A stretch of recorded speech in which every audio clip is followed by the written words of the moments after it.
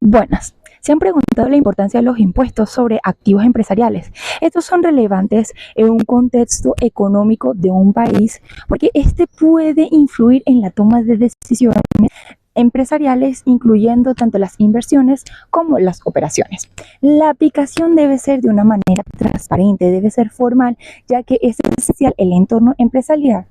Mi nombre es además Teresita Balsa Bastidas y hoy les vengo a hablar sobre el tema número 6, el impuesto sobre los activos empresariales.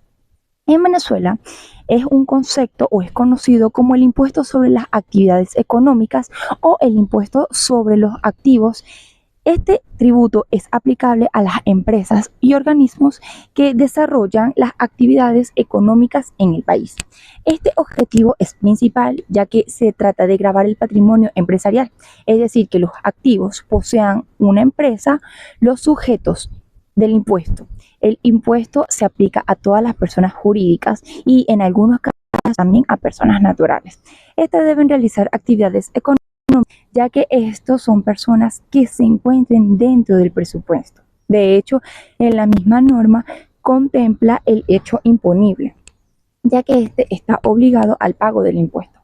Todos los sujetos que tengan en su posesión los activos que están destinados a una actividad empresarial, ya sea persona natural o jurídica, en la serie de determinación que están vinculados a la IAE, que es el elemento territorial del tributo.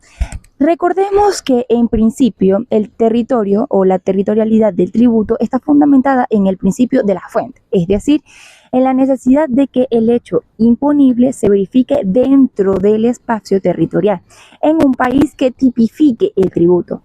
Si el principio es vinculante en la legislación que tipifica y es necesario que este mueble o inmueble esté destinado a la actividad empresarial, esté ubicado dentro de los límites geográficos de un país donde se realizan las actividades económicas empresariales, que es para que esté sujeto la IAE, sin importar la nacionalidad que tenga el propietario. Sin embargo, hay países donde no se rige el principio de territorialidad. El tributo porque no tiene relevancia la localidad del activo, sino que está destinado a la actividad empresarial. En estos supuestos, el tributo se origina dentro de la ocasión y la verificación del hecho, el imponible cualquier parte del mundo.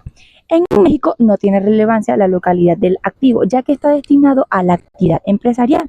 Y esto establece en el artículo 1 de la Ley del Impuesto Activo Mexicano, las personas físicas que realicen las actividades empresariales, estas personas también, además de las morales residentes en México, están obligadas al pago del impuesto de los activos por el monto activo en el que tenga cualquiera que sea su ubicación.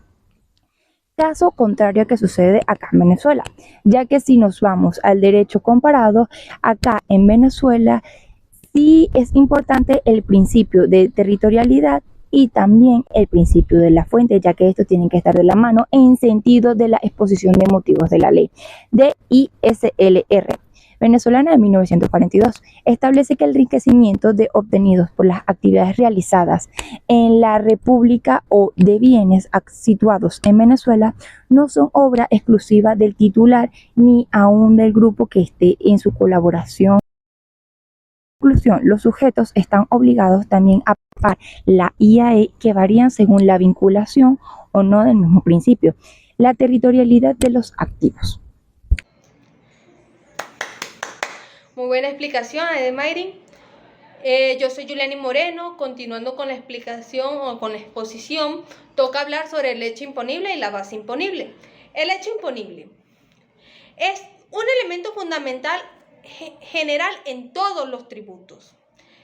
Va referido a estos hechos o conjuntos de hechos que dan origen a la obligación tributaria. Es decir, sin la existencia de este hecho imponible no existe primeramente el tributo y por consecuencia no existe la obligación a pagar dicho tributo.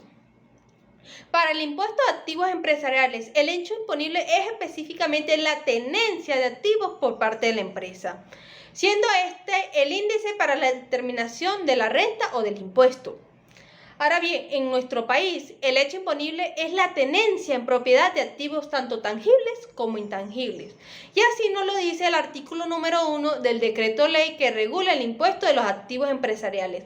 Cabe resaltar que en el contenido de este artículo también nos brinda una serie de condiciones o componentes del hecho imponible, que nos dice, en primer lugar, que estos activos deben ser de propiedad de la empresa.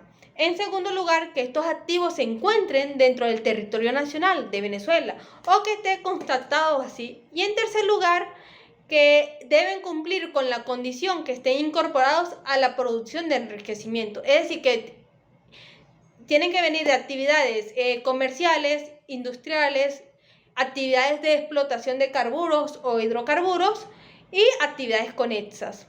Cabe resaltar que estas actividades deben estar dentro del ejercicio anual correspondiente al impuesto sobre la renta. Ahora bien, me gustaría agregar que dentro de esas actividades conexas que nombré, también se incluye arrendamientos, subarrendamientos, actividades bancarias, actividades financieras, refinación y transporte, puesto que también son parte de estas actividades empresariales. Ahora bien, con la conceptualización de los activos tanto tangibles como intangibles, hago referencia a los activos tangibles, que son aquellos activos que se encuentran físicos en el mundo, o sea, se pueden ver. Son activos como vehículos, maquinarias, terrenos, construcciones, entre otros. Mientras que los activos intangibles vienen a ser esos bienes inmateriales, como marca, patente, fórmula, procedimientos, entre otros. La base imponible. La base imponible es el monto sobre el cual se aplica la tasa de un tributo para determinar la cantidad de impuesto que debe pagar. En el contexto de estos impuestos de activos empresariales, la base imponible se centra en el valor de los activos de la empresa. Idealmente, en la teoría de la base imponible, se supone que para cumplir con su objetivo de simplicidad y recaudación, se debería tener una base imponible general o amplia, sin excepciones y con una sola alícuota. Sin embargo, eso en la práctica no se aplica porque cada empresa genera diferentes montos o ingresos al año. No podríamos tener un solo monto para todas las empresas en general. Ahora bien, para evitar la doble imposición que es ilegal en nuestro país, es necesario excluir de esta base imponible las acciones o las participaciones de la empresa que represente propiedad en otra empresa. Ahora bien, esto es parte de la valoración de la base imponible.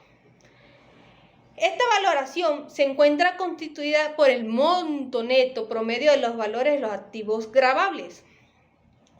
Este valor promedio es simple, se saca el valor desde el inicio y hasta el cierre del ejercicio, que usualmente es anual. Este valor neto se determina a partir del costo histórico de los activos incorporados a la producción de enriquecimientos, restando, por supuesto, las depreciaciones y las amortizaciones para los fines del impuesto sobre la renta. Cabe resaltar que adaptándonos a la realidad venezolana, estos valores deben estar ajustados a la inflación que está pasando por el país. Ahora bien, hay exclusiones a la base imponible, como los activos invertidos en la producción en rentas exoneradas del impuesto sobre la renta, los activos invertidos en servicios públicos de transporte, los activos que representan los bienes inmuebles de viviendas, la nueva adquisición de maquinaria o equipos destinados a la producción de la empresa. ¿Por qué estas nuevas maquinarias o nuevos equipos no entran dentro de la base imponible? Porque apenas están entrando dentro del centro o dentro de la empresa, por lo cual se están instalando, se están adaptando y no están generando por sí mismo dinero o enriquecimiento.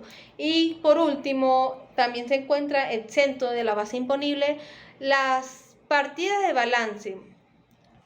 Las partidas de balance que sean representación monetaria en las entidades bancarias, puesto que se evita que, que dentro de la base imponible se encuentren los créditos. Gracias.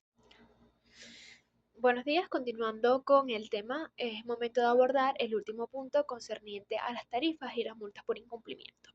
Aquí es muy importante señalar, a modo no solo de preámbulo, sino también de resumen, porque ya previamente las compañeras lo han explicado, em, que los impuestos a los activos empresariales vienen a ser aquel impuesto mínimo que las empresas deben pagar eh, basados o en base al valor de sus activos.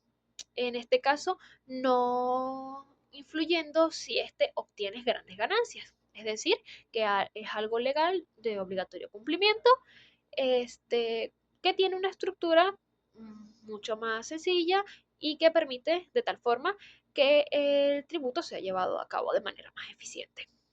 Una vez entendido eso, pues abordamos el tema de las tarifas y es que eh, las tarifas van referidas a las alícuotas. En este caso, de los impuestos a los activos empresariales. Para ello debemos hacer una comparación con otros países. De forma muy resumida, podemos abordar el caso de México, donde la tasa a los impuestos a los activos empresariales es de un 2% del valor de los activos empresariales. En este caso, eh, aquí los impuestos sobre la renta se consideran un adelanto de los impuestos a los activos empresariales. ¿De qué manera funciona? Bueno, es muy sencillo porque aquí el contribuyente cancela dentro de los 5 años, es decir, dentro de 5 ejercicios, mm, cancela el impuesto sobre la renta. Y al momento de pagar el impuesto a los activos empresariales, si el monto que éste ya venía pagando es mayor a dicho impuesto, pues entonces el contribuyente estará en derecho a solicitar que se le devuelva la diferencia. Es decir, si dentro de los 5 años el impuesto sobre la renta, el monto es mayor que al impuesto que le corresponde pagar de los impuestos a los activos empresariales, pues entonces está en el derecho de solicitar que se le sea retribuido la diferencia del pago. Sin embargo, se considera un poco injusto puesto que eh, eh, no refleja la realidad de los sectores económicos, entendiendo que dicho porcentaje va referido a un estudio que se realiza donde se supone que existe un 6% del capital para todas las empresas. De una ganancia del capital de un 6% de todas las empresas. Entonces, realmente no se adapta a la realidad. Cosa contraria pasa con Argentina y es que aquí existe una tasa de un 1% del valor de los activos. ¿Por qué se diferencia tanto? Bueno, porque en el caso de Argentina existen los impuestos a las ganancias, algo muy similar a lo que vendría a ser los impuestos sobre la renta. Pero aquí se considera no dentro de los 5 años, sino en el mismo año fiscal. Por lo que, y otra cosa muy diferente es que aquí, si el pago es mayor, el contribuyente no está en derecho de solicitar la retribución. Por lo que entonces podríamos decir que en el caso argentino, si el impuesto de la ganancia es mayor al impuesto de los activos empresariales, el contribuyente no está en derecho de solicitar que el dinero le sea retribuido ni le sirva para generar otros pagos. Entonces aquí hablamos de algo bastante controversial, puesto que no se está retribuyendo el dinero. Y por último caemos en el caso de Venezuela, que es el que realmente nos compete. Y aquí hablamos de que existe una tasa de un 1% anual del valor de los promedios gravables de las empresas. Aquí es importante señalar que es similar al caso de México. ¿Por qué? Bueno, porque aquí el impuesto sobre la renta podría hasta cierto punto se le podría restar el impuesto de los activos empresariales. Con la diferencia de que no se le va a retribuir el dinero, sino que va a servir para abonarlo o para guardarlo y pagar los siguientes 3 años. Es decir, no se devuelve, sino como se guarda y sirve como abono para posteriormente ser usado. Ahora bien, es importante aquí señalar a continuación las sanciones.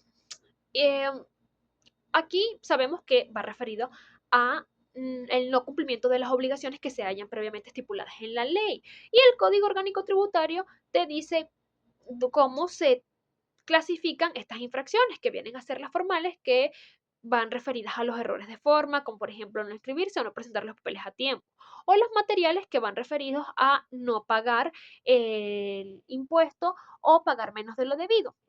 Y las penales, que son un poquito más graves y van referidas, a ejemplo, al fraude. Y una vez entendido esto, o estas clasificaciones, hablamos de las sanciones económicas y las sanciones penales.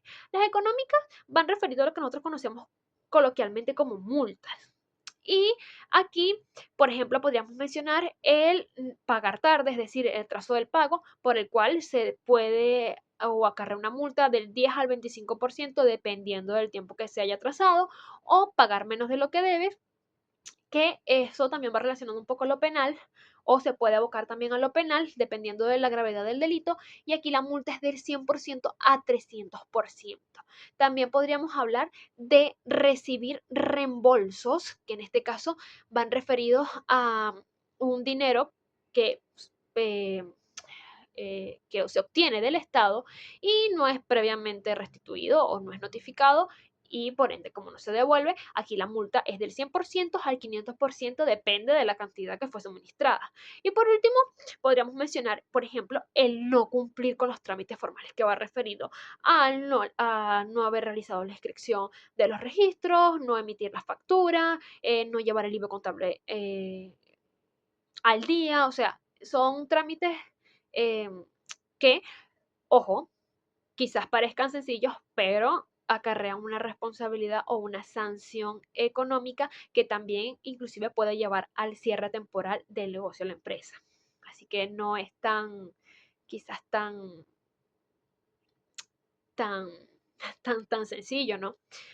También hablamos de las sanciones privativas de libertad o las sanciones penales, y aquí podríamos mencionar el no entregar el dinero de los impuestos que se obtuvieron. En este caso, cuando no se entregan el precio acordado al Estado, aquí se hablan de una pena de aproximadamente 4 o 6 años de prisión.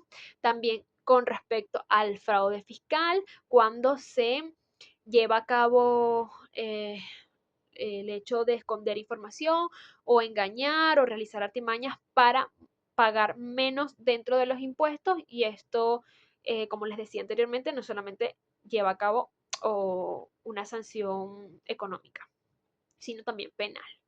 También surge cuando se declara en bancarrota para evitar o evadir los impuestos, y esto lleva una sanción de prisión de 1 a 5 años, y por iniciar de manera pública eh, el incentivo a no pagar impuestos, es decir, eh, no cumplir las leyes tributarias. Esto también acarrea una pena de 1 a 5 años de prisión. ¿Que si existen más delitos? Sí, efectivamente existen más delitos, como por ejemplo el confiscar o destruir bienes que fueron usados para cometer algún tipo de infracción, pero eso son cosas que están reguladas ya plenamente en la ley. Algo que sí hay que tener en cuenta es que la responsabilidad tributaria es personal, no es de la empresa, no lo asumen todos, lo asume la persona que lo hace. Y otra cosa súper importante es que las sanciones de índole económico no pasan nunca a ser sanciones penales. Sin embargo, las sanciones penales pueden a su vez acarrear sanciones de índole económico. Bueno, eso fue todo. Espero de verdad que toda la información haya sido de utilidad y que hayan podido entender cada una de las explicaciones. Muchas gracias.